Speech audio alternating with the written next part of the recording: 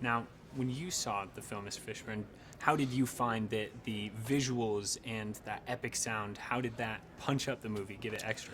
You know, it's interesting. I was so involved in the story that I wasn't really consciously aware of what I was hearing. I haven't seen it in IMAX yet, but I think when I see it in IMAX, that's when the visuals combined with the audio will really, really stand out for me, and I'll have that kind of experience. I was really just super giddy. I'm a guy who collected comic books as a kid. I still collect comic books. And I have been waiting to see the big three on screen like everybody else for 35 years. I was just like, ah!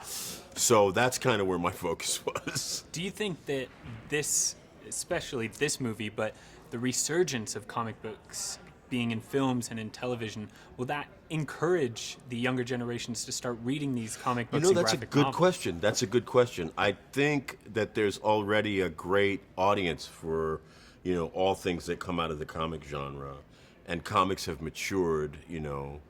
The writing has matured, the artwork has matured, the themes, you know, the stories have morphed off into these, you know, things that, you know, I don't think even the creators could have imagined. When you think about stuff like Planet Hulk, you know, it's like, so, will younger people come to it? I don't know. I don't have a crystal ball, but, you know I like it. Trust me, I'm geeking out about it all the time. Now, moving on to your character, Perry White. Now, this is a guy who, at least in my opinion, seems to be the only sane one. He's the only one that sees everything going on, and this is crazy. That's so dangerous. Why are you doing that, Lois? Like, talk to me. Why is your character seemingly the only one with a clue? Somebody has to do that. Somebody has to sort of ground it in reality and go, you're all insane. Stop it now.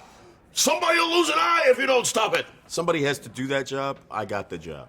Did you find yourself playing it anymore? Because this movie is definitely a bit darker than Man of Steel. Sure, yeah. Did you find yourself playing into that a bit more, or were you still the same Perry White with that same drive? No, I think I just hold it. You know, I just hold it in the same place, in the same way.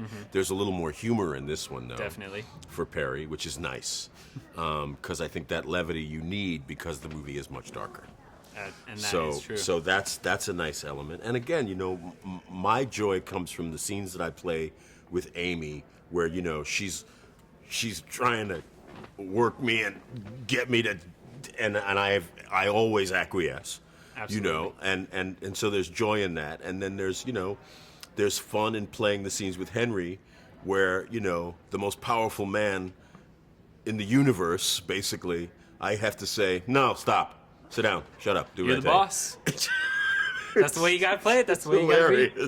Absolutely. It's hilarious. Well, I gotta say, I had an awesome time watching this film, and I thought you were fantastic. It's a pleasure to meet you, and I thank you. All right, great.